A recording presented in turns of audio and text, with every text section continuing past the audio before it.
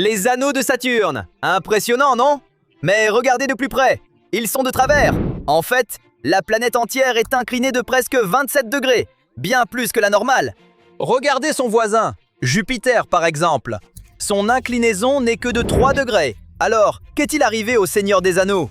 Une nouvelle étude suggère que Saturne possédait autrefois une énorme lune supplémentaire. Oui, en plus des 274 qu'elle a déjà. Mais bon, qui les compte? Il y a des millions d'années, cet astre aurait pu percuter de plein fouet Titan, la plus grande lune de Saturne. La collision aurait été si violente qu'elle aurait déséquilibré la planète, la laissant encore plus penchée qu'avant. Cette hypothèse de la lune supplémentaire est plutôt convaincante. Mais pour bien la comprendre, il faut d'abord examiner les théories précédentes sur l'inclinaison si étrange de Saturne.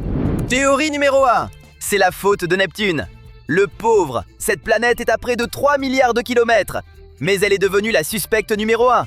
Pendant des années, les astronomes ont cru que la gravité de Neptune avait lentement fait basculer Saturne sur le côté, sur des milliards d'années. Ils pensaient que les deux planètes étaient liées par une résonance orbitale, quand deux corps célestes se synchronisent et s'attirent mutuellement selon un rythme régulier. Mais voilà le truc. L'orbite d'une planète est immense et transporte une énergie colossale, alors que sa rotation est bien plus faible. Donc, quand on couple ces deux mouvements, l'orbite de Neptune et la rotation de Saturne, c'est la rotation de Saturne qui change et qui finit par basculer. C'est la puissance de la résonance orbitale. Mais ensuite, Cassini est arrivé. En 1997, la NASA a lancé cette sonde pour explorer Saturne et ses lunes glacées. Cassini est resté là-bas 13 ans et a fait des découvertes fascinantes. Notamment que, non, Neptune n'est pas notre coupable, car les données ont montré que les deux planètes ne sont pas vraiment synchronisées. Impossible donc d'expliquer l'inclinaison de Saturne. Il manquait quelque chose. Mais quoi? Ce qui nous amène à la théorie numéro 2. C'est la faute de Titan. Le pauvre, il était là, tranquillement en orbite, la plus grosse lune de Saturne. Et soudain, il est devenu le 6P numéro 2. Bon, en vrai, c'est plutôt le chef de bande, et les autres lunes l'aident aussi. Deux scientifiques français ont proposé cette théorie en 2021. On savait déjà que Titan et les autres lunes s'éloignaient de Saturne. Mais leurs observations ont montré que ça se passait bien plus vite que prévu. À un rythme d'environ 10 cm par an. Si, vraiment. À terme, Titan pourrait même être éjecté de l'orbite de Saturne. Et tout ce processus perturbe l'inclinaison de la planète. Plus les lunes s'éloignent, plus la planète penche.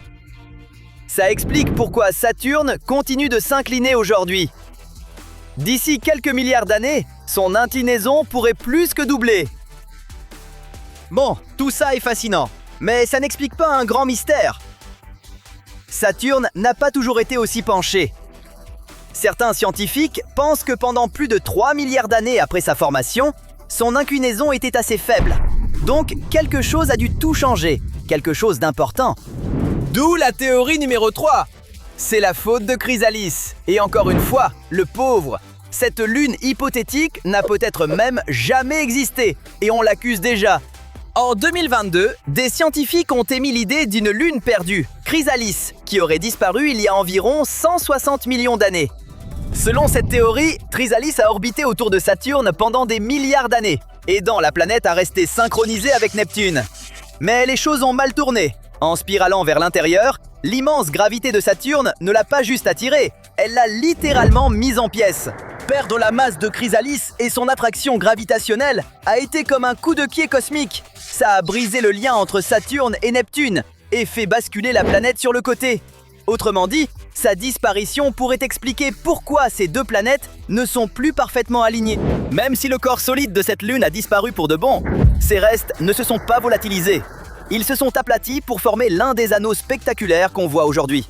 En gros, le même événement qui a fait pencher la planète lui a aussi donné sa caractéristique la plus célèbre. Donc, les fameux anneaux de Saturne étaient autrefois une lune. Plutôt cool, non? Les scientifiques ont voulu vérifier tout ça, mais quand ils ont lancé des simulations pour voir comment ça s'était passé, ils ont trouvé un problème. Dans la plupart des scénarios, Chrysalis ne percutait pas Saturne.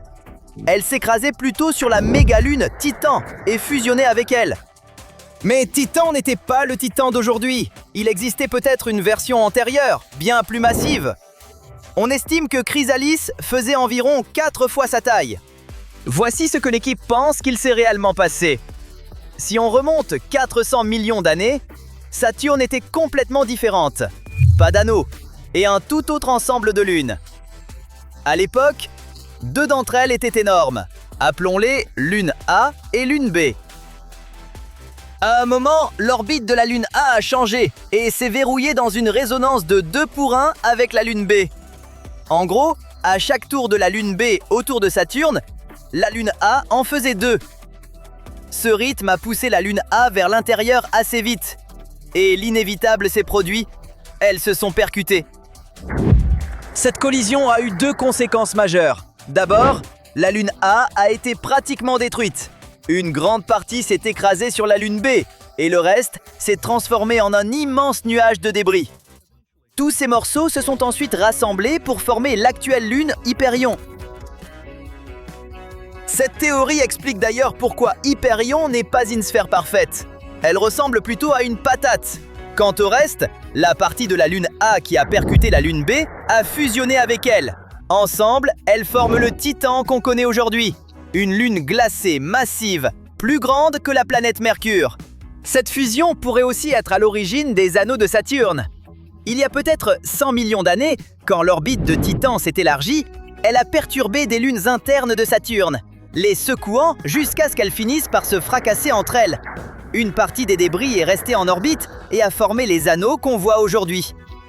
Mais on ne peut pas affirmer avec certitude que c'est exactement ce qui s'est passé, surtout parce qu'on ne connaît toujours pas l'âge réel des anneaux de Saturne. Tous les scientifiques ne sont donc pas encore convaincus par cette théorie.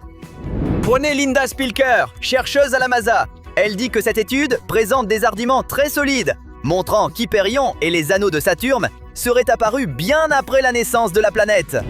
Mais en réalité, les anneaux pourraient être bien plus anciens, et si c'est le cas, la chronologie de cette théorie ne colle plus du tout.